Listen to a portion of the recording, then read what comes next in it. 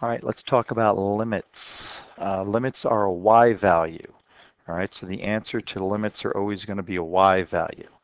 And you get that y value as the function approaches a particular x value.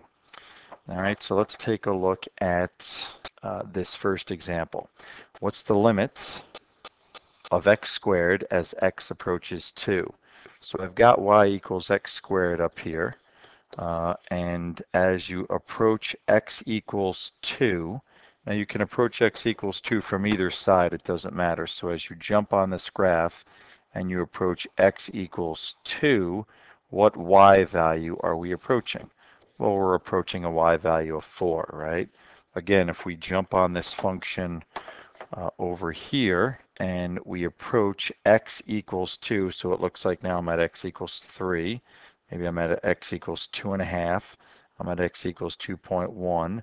As I get to x equals 2, the y value that I approach is 4.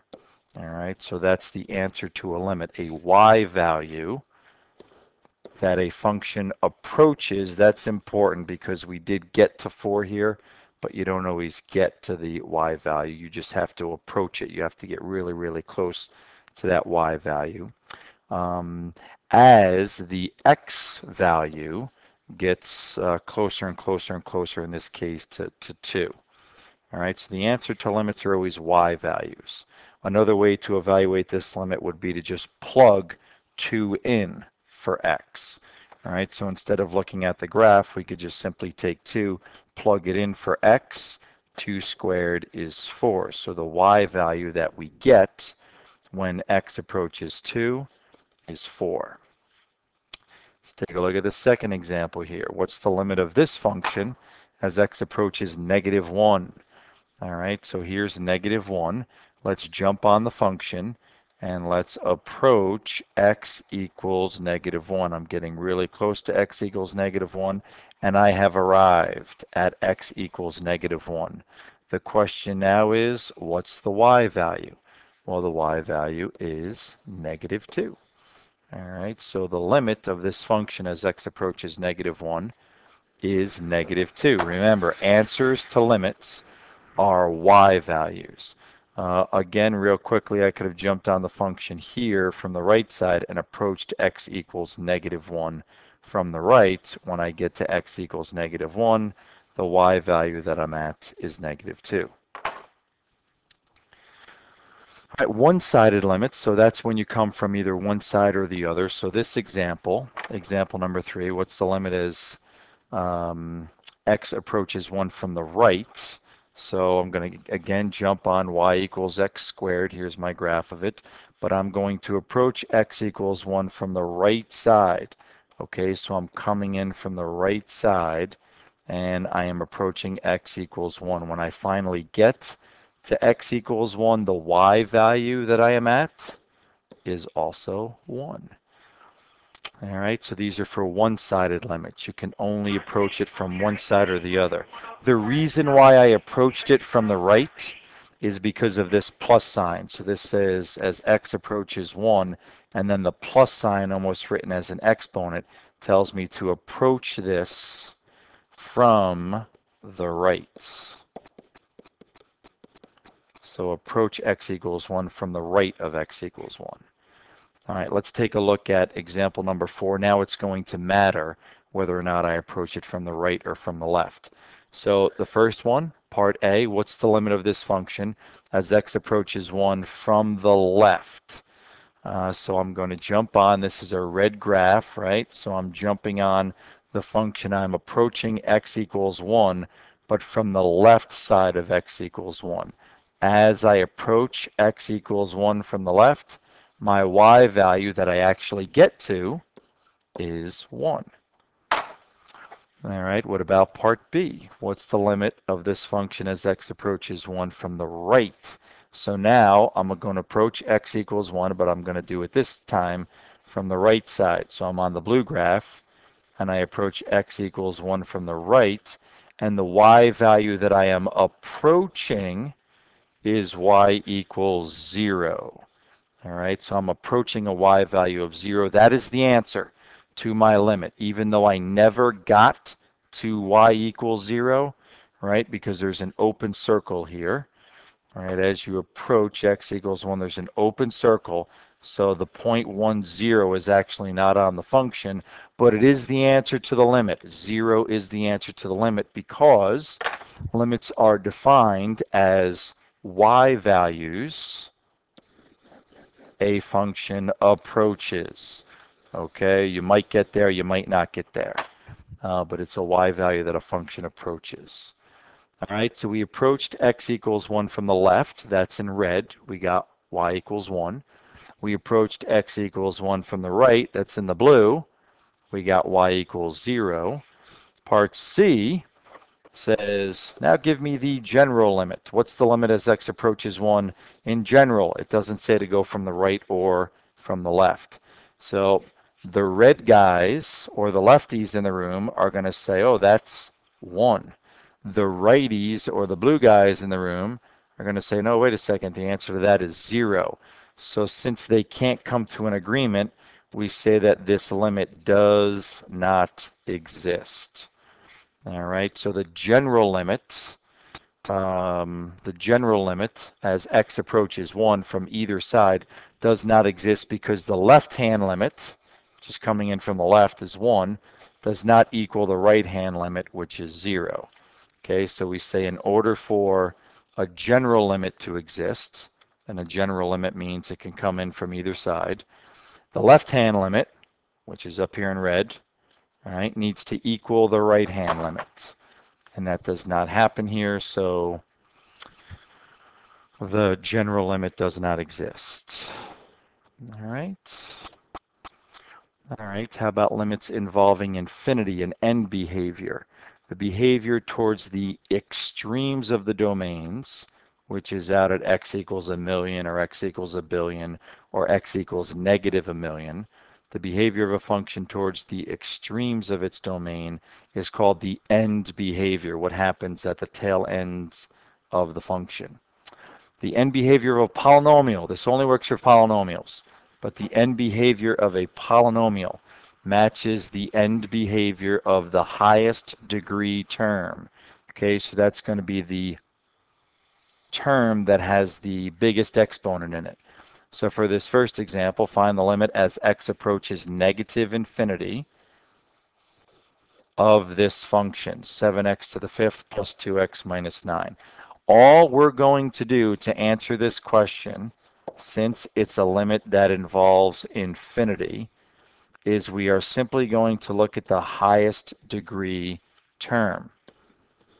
Okay, so if we look at the highest degree term, and that should be 7x to the 5th, excuse me, and I try to evaluate what happens as x approaches negative infinity. So one of the ways I can do that is simply plug infinity, or negative 1,000,000, into this function for x to see what happens.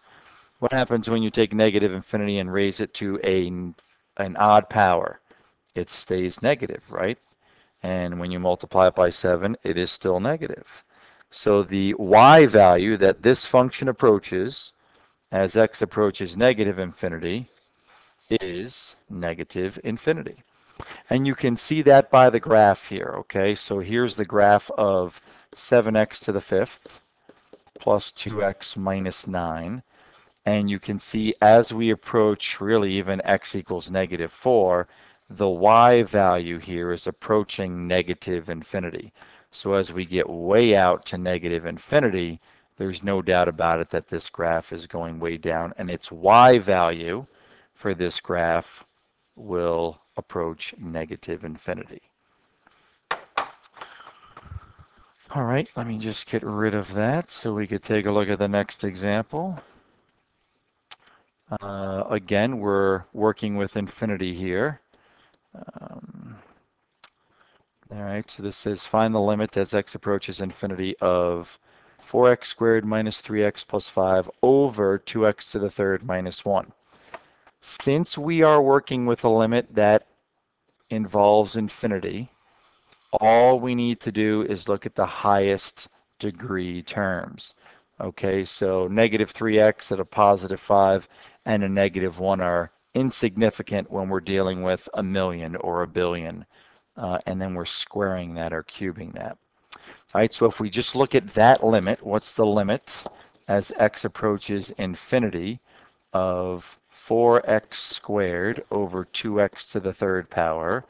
That is going to equal, if I could simplify that a little bit, 2 over x, right?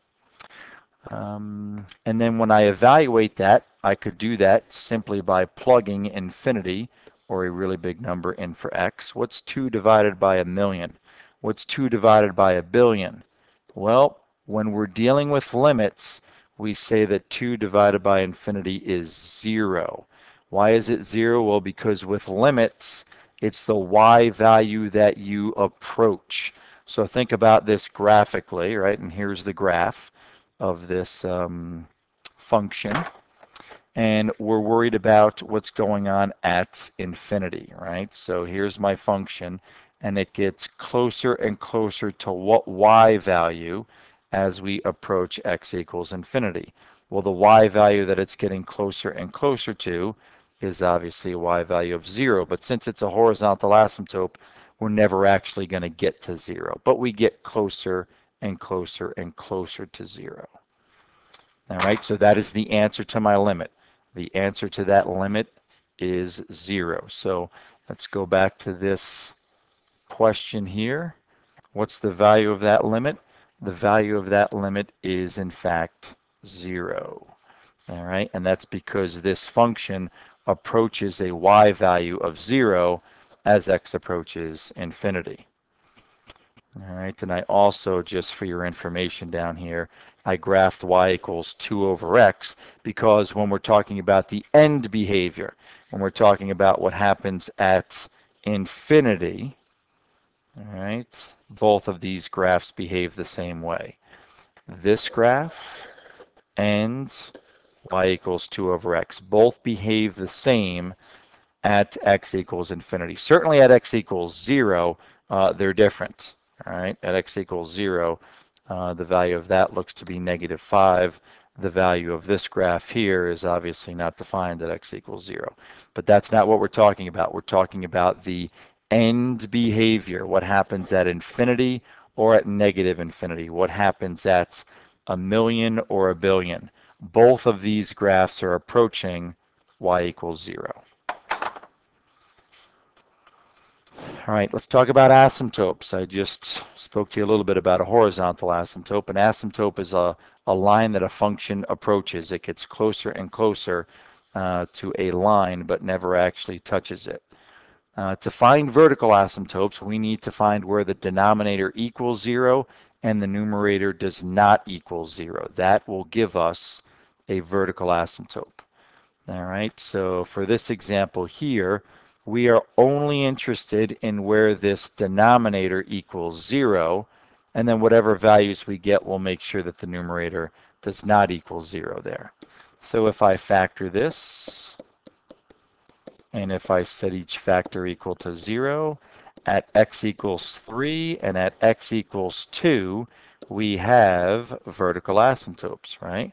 And at x equals 3 and at x equals 2, the numerator does not equal 0.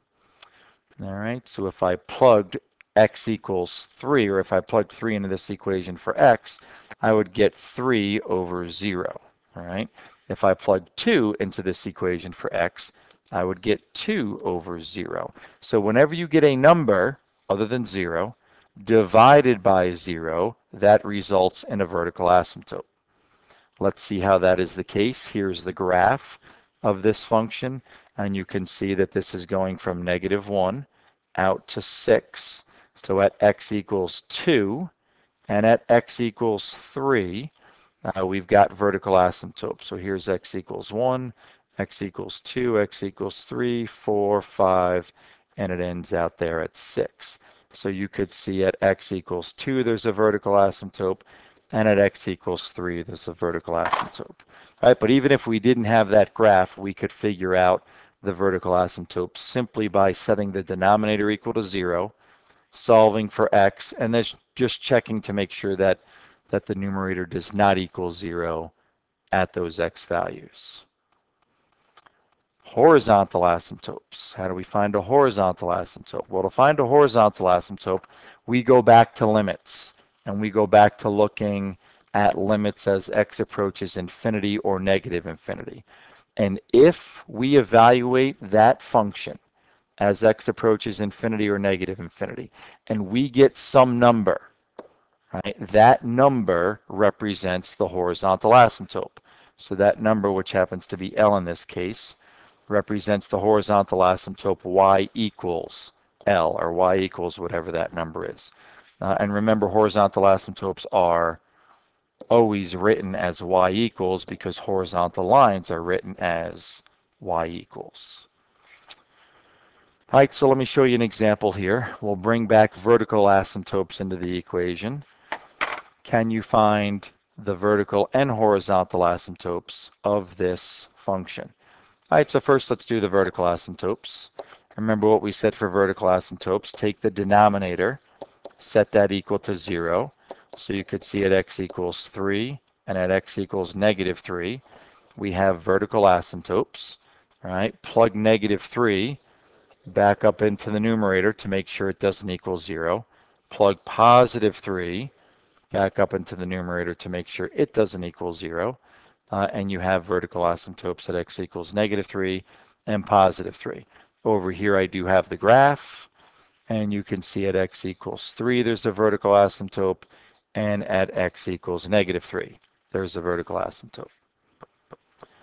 All right, how about for horizontal asymptotes? Let's take a look at horizontal asymptotes. To find horizontal asymptotes, we evaluate the limit as x approaches infinity or negative infinity. All right, so you can look at positive infinity or negative infinity, and we are evaluating this function as the limit approaches plus or minus infinity. All right, so when we do that, when we're evaluating limits that involve infinity, all we're interested in is the highest degree terms. So what's the limit as x approaches infinity or negative infinity of x squared over x squared? Well, that's the same thing as the limit as x approaches infinity or negative infinity of 1, right? X squared divided by x squared is 1. So if you plugged infinity now in for x, what y value are you approaching? You're approaching a y value of 1. We'll talk about that in a few minutes, limits involving constant functions. But think about that. If you plugged a million in, what's a million squared divided by a million squared? Well, that would equal 1. All right, so the answer to this limit as x approaches plus or minus infinity is 1. That's my horizontal asymptote, right? That's the number. That's that L number that we talked about before. All right, that's that L number, that the limit as x approached plus or minus infinity, it equaled some number. That number for us is 1. So we've got a horizontal asymptote at y equals 1. And just to go back to vertical asymptotes for a second, all vertical asymptotes are written as x equals, right? Because they are vertical lines. All horizontal asymptotes are written as y equals because they are horizontal lines. So again, taking a look at this graph, you could see clearly here's y equals 1. And you can clearly see that the function approaches y equals 1 when it gets out to negative infinity, and it approaches y equals 1 as it gets out to positive infinity. All right, so we've got a horizontal asymptote of y equals 1. All right, so again, to find vertical asymptotes, we set the denominator equal to 0, and to find horizontal asymptotes, we evaluate the limit as x goes to plus or minus infinity. And if we get some number, that number represents the horizontal asymptote. All right, let's talk a little bit more about these limits when x approaches infinity or negative infinity. Sometimes we could think about these as power battles, as the exponents battling against each other. So there are 3 cases that I think of when I'm analyzing a limit as x approaches infinity or negative infinity. And the first is where the top wins, where the numerator wins the battle. So here you can see 3 is the biggest exponent, and that is beating 2, which is the biggest exponent in the denominator. So the top wins, the numerator has the highest exponent. When that is the case, your limit will either equal positive infinity or negative infinity. You have to figure out which one. All right, so we've got to do a little bit more work with this. All right, so I need to know the limit as x approaches infinity of 4x to the third over negative 2x squared, which would be the same thing as evaluating the limit as x approaches infinity of 2x over a negative 1, or the limit as x approaches infinity of negative 2x. What do you think that is? What is that answer? Well, plug in a million for x. What's negative 2 times a million? Negative 2 million. Plug a billion in for x. What's negative 2 times a billion? Negative 2 billion. So the y value that I am approaching is negative infinity. Remember, I said it would either equal positive infinity or negative infinity. Depending upon the problem, you've got to figure out which one it is. Here I've got the graph of this. As x approaches infinity, so I know this is only 10, all right, but as we go way out to positive infinity, look at what y value we are approaching. It looks like the y value we are approaching is negative infinity. All right, so that's one case of a power battle. If the numerator wins, it's either positive infinity or negative infinity. You've got a 50-50 guess, or you could do a little bit of investigating and figure out, is it going to be a positive a million? Then in that case, it would be positive infinity. Or is it negative a million? And in that case, it would be negative infinity. All right. Case number 2, the bottom wins. This is much easier. If the denominator wins, if the denominator has a higher exponent than the numerator, then the limit's going to equal 0. And the reason for that is because as we plug in a million, what's a million raised to the 5th power? It's really big. What's a million raised to the 4th power? Well, that's really big too, but it's not nearly as big as a million raised to the 5th power, right? So if you think about this, this would simplify a little bit. You don't have to do this work. Your answer is 0. That's it. We're done because the bottom wins. Our limit equals 0. But if you wanted to think about it a little bit more, all right, you're looking at the highest degree terms and the limit as x approaches infinity here of 2 over x. Plug infinity in, what's 2 over a million? Well, it's basically 0. The y value that it's approaching is 0. All right, again, I've got this graph here, and you can see as x approaches infinity, the y value that it's approaching is 0. All right, and then the third case is where the exponents are tied. Okay, so if you've got the same exponent in the numerator and in the denominator, if the highest exponent is the same in the numerator and in the denominator, then it would be a tie, and in that case, we're going to go with the coefficients. Okay, so the coefficients of these, the coefficients of these highest degree terms will determine the answer to my limit. All right, that's it. We're done. But again, if you wanted to think about it a little bit more, we're dealing with the limit as x approaches infinity, so we could look at just the highest degree terms. All right, and if you did that, the x squareds would cancel out, and you'd get the limit as x approaches infinity of 3/2. Plug a million in for x. Well, there is no x to plug in for, so you're always going to wind up with 3 over 2. That's why the answer to the limit is 3 over 2. Again, look at this graph. As x approaches infinity, you could see that the y value that this is approaching is x equals 1.5, right? Can you see that? This is y equals, did I say x equals? the y value that it's approaching is y equals 1.5, or y equals 3/2. All right, so as x approaches infinity, the y value that I'm approaching is 1.5. All right, a couple more examples with these power battles. We'll go through these a heck of a lot quicker. How about this first one? The limit as x approaches infinity of this function. Well, the denominator wins. When the denominator wins, my answer is 0. Want to see that graphically? All right, here's what happens as we approach x equals infinity. The y value we are approaching is 0. All right, how about this one? Here, we've got a limit as x approaches infinity, so we can do a power battle. The highest degree terms are 1x to the third and 5x to the third. Since they're tied, the answer is the coefficient. All right, and you could see from this graph, this is y equals 0 and y equals 1. So y equals 1/5 would probably be somewhere around here. And that is the y value that this function is approaching as x approaches infinity. Remember, the answer to limits are y values.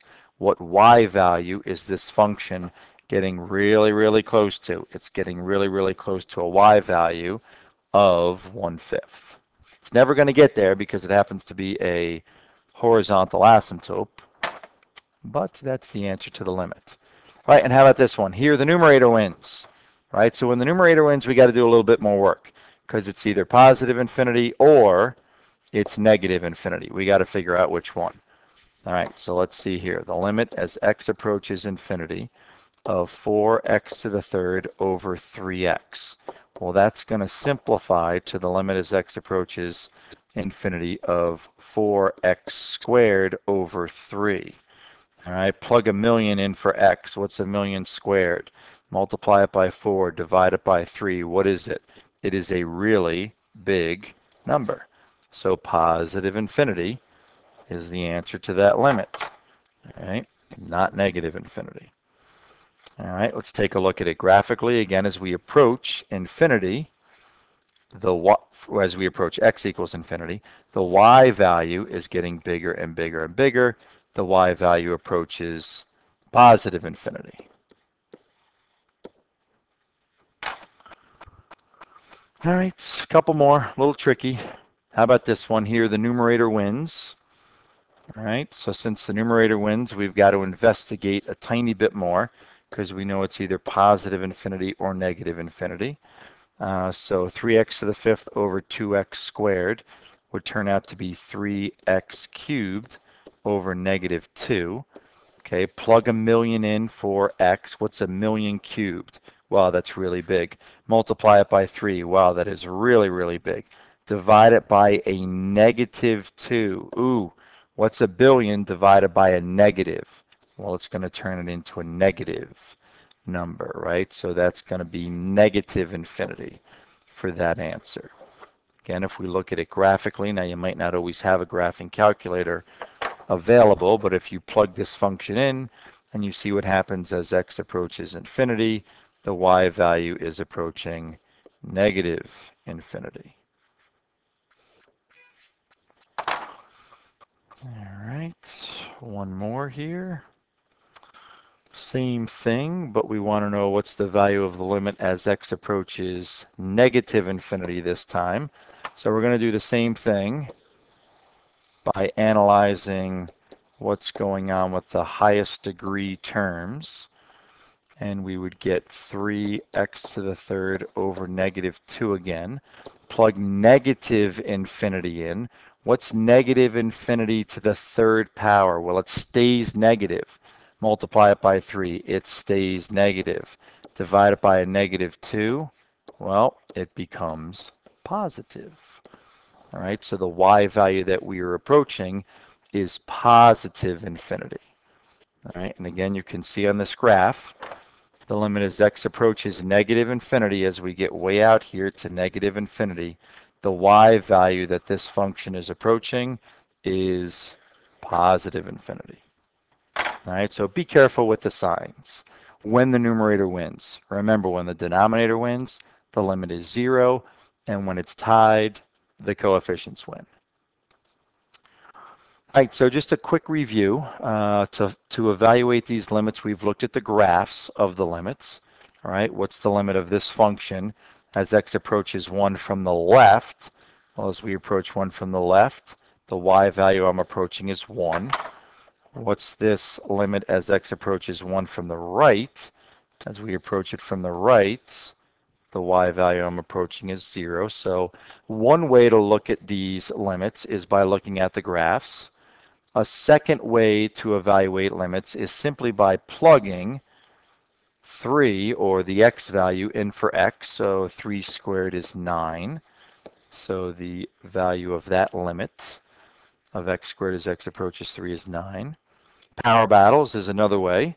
Here, the highest degree terms are tied. So we're going to go with the coefficients. 1/5 would be the answer to that limit. So another way we could look at limits is with limits that involve vertical asymptotes. So let's take a look at these limits that involve vertical asymptotes, specifically when we are approaching an x value that gives us a vertical asymptote. For example, watch, plug 4 in. That's one way to evaluate limits, right, is to plug 4 in, or plug the x value in. So we plug 4 in for x, we get 4 over 0. Some number divided by 0 tells us that we have a vertical asymptote. Okay, now listen, this is not the answer to the limit, but it gives us an idea of what's happening graphically to this function. All right, so graphically, here's x equals 4, and we know that we've got a vertical asymptote at x equals 4. There's really only two options for this function, as it comes in from the left anyway. It could go up to infinity, or it could go down to negative infinity, right? Those are the only two options that this graph has. So we have to figure out which one it is. So if we make ourselves a little XY chart, a very quick XY chart, and we plug in 2 and we plug in 3, and we get really close to x equals 4, we could see what happens. So if we plug 2 in for x, we get 2 over negative 2, or negative 1. If we plug 3 in, we get 3 over negative 1, or negative 3. So you could see that this function is going down to negative infinity. There's no way that it would cross the x-axis. There's no way that it would turn around right here and come back up and cross the x-axis, because there's no root to this equation, or there's no 0 to this equation between x equals 3 and x equals 4, right? The only root to this equation is actually going to be at x equals 0, because we find zeros by setting the fraction equal to 0, and the fraction will only equal 0 when the numerator equals 0. So the only zeros of this function, or the only x-intercepts of this function, are at x equals 0. So if we can establish that this function is below the x-axis at x equals 3, we're positive that it's going to have to stay below the x-axis as it approaches x equals 4. All right, so let me just come back up here and erase this work. This work told us that we had a vertical asymptote, but we need to figure out where that function was going, what y value it was approaching, and it's approaching a y value of negative infinity. All right, let's take a look at the same function, but now we're approaching x equals 4 from the right. So we still know that we've got a vertical asymptote at x equals 4, but we want to know what's happening as we approach x equals 4 from the right.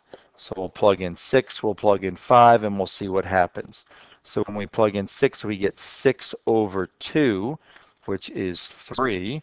When we plug in 5, we get 5 over 1, which is 5. So I've got the 0.63, the 0.55, and there you go. Obviously, it's going to head up to positive infinity. There is no way that this graph here will cross the x-axis. between 5 and 4. All right. All right, how about the general limits, right? So again, we've got the same function. Here's the graph now. What's the general limits?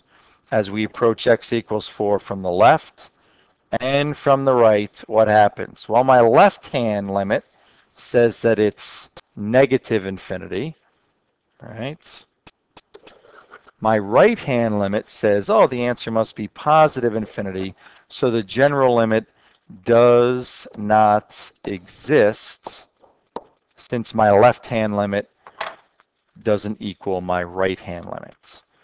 And of course, you can see from this graph here, we already did the graph on our own, but you can see that here's the vertical asymptote x equals 4, and as we approach from the left, we're going down to negative infinity, and as we approach from the right, we're going up to positive infinity.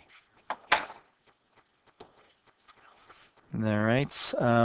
What if you plugged in and you got 0 over 0, not 4 over 0 or 2 over 0? If you got 0 over 0, so if you plugged in and evaluated a function and you got 0 over 0, a lot of times that means that you have a hole in the function and that you can factor and cancel common factors. All right, so let me show you what would happen here.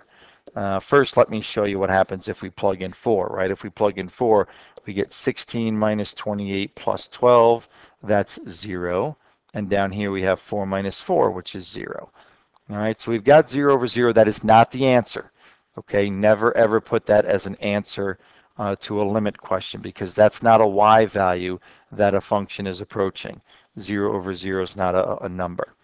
All right, but what we could do is we could factor the top, so we could factor x squared minus 7x plus 12. And then we could cancel common factors here. And now we could reevaluate this new limit. Right? So we could reevaluate the limit as x approaches 4 of x minus 3. When we do that, we could just plug 4 in. 4 minus 3 is 1. So the answer to this limit is 1. All right, that's the y value that this function is approaching. I don't know if you've done derivatives yet. I don't know if you've done L'Hopital's rule yet. A lot of times we don't do this early in calculus when we're evaluating limits. So if you've never seen L'Hopital's rule, you could just fast forward through this part. But L'Hopital's rule is basically the same thing. L'Hopital's rule works when you have a limit that results in 0 over 0, or when you have a limit that results in infinity over infinity. Now we don't have infinity over infinity here, but this is the same example that we just did where we got 0 over 0, right? Instead of factoring and canceling common factors, L'Hopital's rule tells us that we could take the derivative of the top. So what's the derivative of x squared minus 7x plus 12? Well, it's 2x minus 7. You see why I say if you haven't done derivatives yet, forget about L'Hopital's rule. Fast forward through this section. And what about the derivative of the denominator? What's the derivative of x minus 4? Well, that would be 1. All right, so you can only use L'Hopital's rule if you get 0 over 0 or if you get infinity over infinity. Okay, you could take the derivative of the top, take the derivative of the bottom, and then reevaluate the limit. Take 4, plug it in for x. 2 times 4 is 8. 8 minus 7 is 1. 1 divided by 1 is 1. All right, so we got the same answer that we got before, factoring and canceling common factors. L'Hopital just, enables us to do it a little bit differently. A lot of times this happens when you're evaluating limits that involve sine or cosine or e to the x. All right, but the answer to that is 1. All right, you can see here on the graphing calculator, here's this function.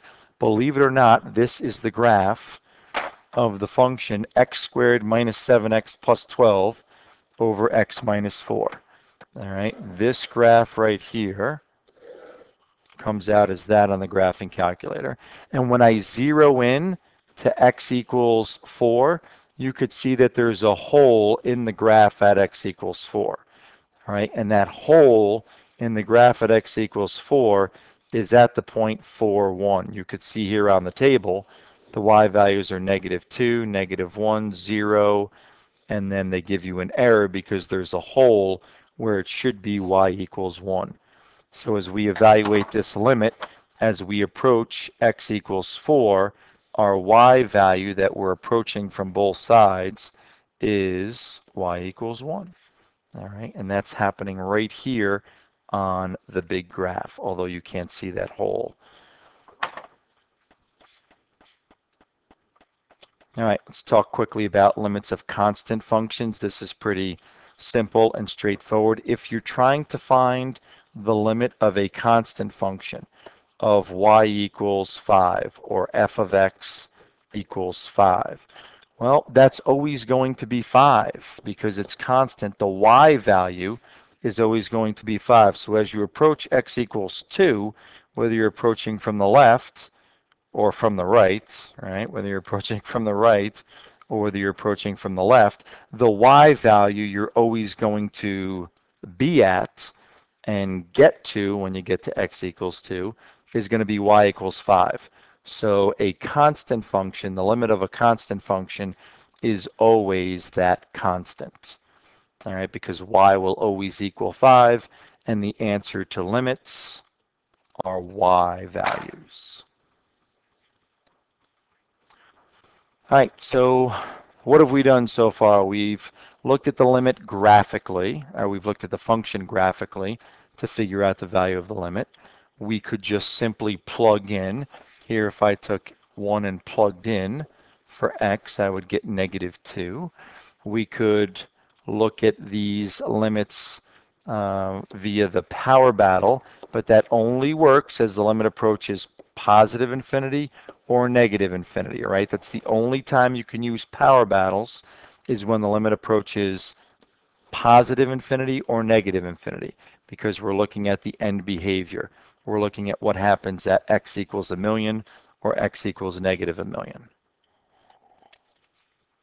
All right, and what does happen? Well, if the numerator wins the power battle, if the numerator has the higher power, then the limit will equal positive infinity or negative infinity. You have to figure that out. You have to get some y values at x equals 1,000,000 or at x equals 1,000,000,000 and see is it a positive value or a negative value.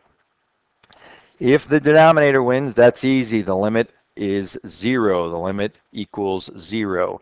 And that means that the function approaches a y value of 0 as x approaches either infinity or negative infinity. And if the powers are tied, then the coefficients of those highest degree terms are the answer to the limit. So the coefficients become the answer to the limit question. All right, we've also looked at limits that involve a number divided by 0. That means we've got a vertical asymptote. All right, so when we have a vertical asymptote, like in this case, we get 4 over 0. We've got to figure out graphically what the heck is going on. Right, so we got to plug in 1, we got to plug in 3, and we got to figure out what's happening. So let me just do that really quickly here. Here's x equals 2. We've got a vertical asymptote.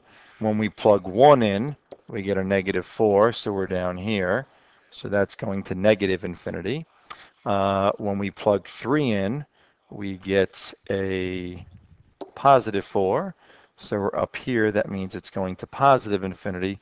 So the answer to this general limit does not exist because my left-hand limit is negative infinity and my right-hand limit is positive infinity. In order for a general limit to exist, the left-hand limit needs to equal the right-hand limit. Another thing we did is we looked at limits that involve 0 over 0 when you plug in. And you could factor this, or you could use L'Hopital's rule. So here if I factor, cancel common factors, and I reevaluate the limit by plugging 3 in for x, 3 plus 3 is 6. All right, so what that means is that there's a hole in the graph at the point 3, 6, right? Remember, answers to limits are y values. but they certainly involve the x coordinates as well. All right, and then limits of constant functions. Whenever you take the limit of a constant function, the answer is that constant, because the y value will always equal pi in this case. All right, I hope that helped you to understand limits.